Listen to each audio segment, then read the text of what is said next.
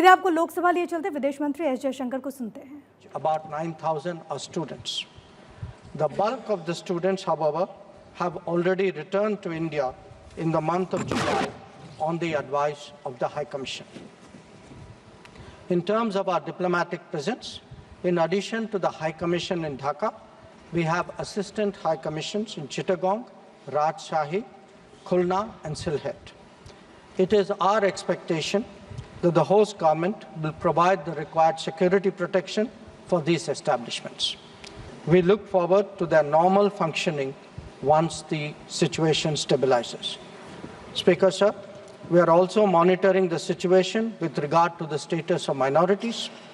There are reports of initiatives by various groups and organizations to ensure their protection and well-being. We welcome that. We welcome that and will naturally remain deeply concerned till law and order is visibly restored. Our border guarding forces have also been instructed to be exceptionally alert in view of this complex situation. Speaker, sir, in the last 24 hours, we have been in regular touch with the authorities in Dhaka. This is the situation as of now. I seek the understanding and support of the House in regard to sensitive issues regarding an important neighbor on which there has always been strong national consensus. Thank you.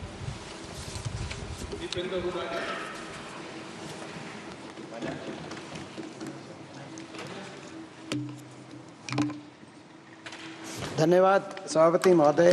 Finance bill जो कि सरकार की taxation policy से संबंधित है, कैसे सरकार अपने फाइनेंसिंग करती है अपने बजट को, उससे संबंधित विषय पे मुझे आज बोलने का जो अवसर मिल रहा है। हम इस फाइनेंस बिल के बारे में आकलन अपना भी देना चाहते हैं और कई बातों पे गहरी नाराजगी अपनी व्यक्त करना चाहते हैं। अभी सही कहा गया डिबेट में मुझसे पहले स्पीकर द्वारा कि सरकार की टैक्सेशन पॉलिसीज देश के गरीब पे, किसान पे, आम आदमी पर बहुत ज़्यादा डाल रही है और कॉर्पोरेट और देश के अमीरों पे। अभी आप देख रहे थे, इसी बीच बड़ी खबर यही कि बांग्लादेश के विषय पर विदेश मंत्री एस जयशंकर ने कहा कि बांग्लादेश में रहने वाले भारतीयों के संपर्क में है, वहां पर जो हालात बने और उसके बाद शेख हसीना जो भारत पहुंची, इसको लेकर के सिचुएशन भी बताते हुए लोकसभा में, इससे पहले राज्यसभा में भी आपने सुना होगा विदेश मंत्री एस जयशंकर को, ये उन्होंने कहा कि सरकार की निगाह इस पर है, साथ ही साथ वहां पर जो लोग जो इंडियंस रहते हैं उनकी सुरक्षा भी हमारी प्राथमिकता है, ये विदेश मंत्री एस जयशंकर ने कहा है।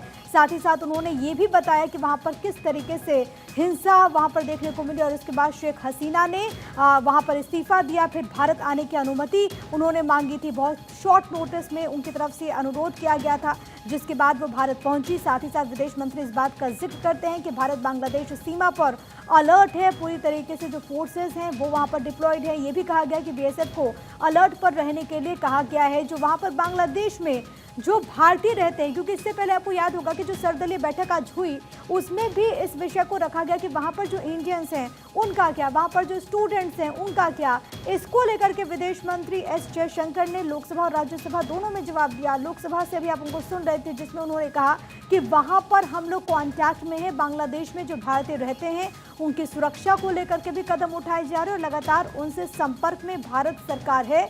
यानी कि कुल मिलाकर के जो हालात इस वक्त और जो अस्थिरता इस वक्त बांग्लादेश में है उस पर भारत सरकार की पैनी निगाह है, ये कहते हुए विदेश मंत्री एस जयशंकर को अभी आप सुन रहे थे लोकसभा के भीतर उनका ये संबोधन, खास तौर पर इस विषय पर, क्योंकि जाहिर है कि बहुत सेंसिटिव मसला है और इसी को लेकर के भारत सरकार लगातार जिस तरीके से आगे बढ़ रही है, पहले सर्वदलीय बैठक होती है और उसके बाद लोकसभा और राज्यसभा में जवाब दिया जाता है, जानकारी दी जाती है। इससे पहले आपने सुना विदेश मंत्री एस जयशंकर को, जो ये बताते हैं कि वहां पर रहने वाले भारतीयों की संख्या 19,000 है और लगातार बांग्लादेश में जो स्थितियां बनी है उस पर भारत सरकार निगाह रखी हुई है। बांग्लादेश में जुलाई से हिंसा जारी है, इस बात का भी वो वहां पर जिक्र करते और उन्होंने कहा कि किस तरीके से जुलाई में हिंसा की आग वहां पर भड़की और उसके बाद जो आज हालात बने वो पूरी दुनिया ने देखा।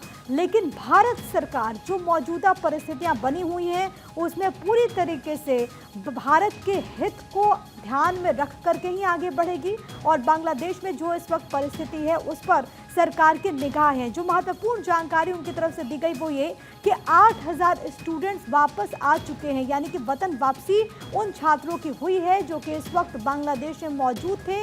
वो छात्र बड़ी संख्या में वापस आ रहे। साथ ही साथ उन्होंने ये कहा कि अभी जो इंडियंस हैं जो कि बांग्लादेश में मौजूद हैं उनसे भी भारत सरकार लगातार संपर्क बनाए हुए है और वहां पर स्थितियों के अनुसार कोई भी फैसला लिया जाएगा। 9000 छात्र मौजूद, ये उन्होंने बड़ी बात कही है। तो लोकसभा के भीतर विदेश मंत्री एस जयशंकर की तरफ से अभी आप सुन रहे थे बांग्लादेश को लेकर के उन्होंने हालात पर